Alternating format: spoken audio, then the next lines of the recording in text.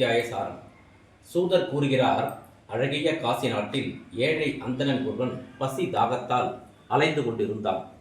பகவான் அவனிடம் அன்பு கொண்டு ஒரு கிழவன் போல் வேடம் கொண்டு அவனிடம் வந்தார்.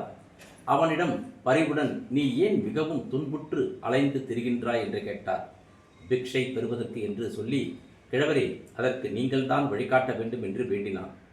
அவரும் அவனை சத்திய நாராயண விரதம் செய்யும்படி கூறி அதன் முறையையும் உபதேசித்து மறைந்தார். அந்தணனும் அதை செய்வதாக உறுதி கொண்டு பிக்ஷைக்காக நகருக்கு சென்ற போது மிக அதிகமான பொருள் பெற்றான். அதை கொண்டு உற்றார் உறவினருடன் சத்திய நாராயண பூஜையை நன்றாக செய்தான். அவன் துன்பம் நீங்கியது, செல்வந்தன் ஆனான். பின்னர் இதை விடாது செய்து இறுதியில் முக்தியும் பெற்றான். அந்தணன் இந்த பூஜையை செய்து வரும் காலத்தில் ஒரு நாள் விறகு வெட்டி ஒருவன் தெரு தெருவாய் விறகு விற்று கொண்டு நின்றான். தன்னையும் மறந்து அங்கிருந்த பக்தர்களுடன் பூஜையில் ஈடுபட்டான்.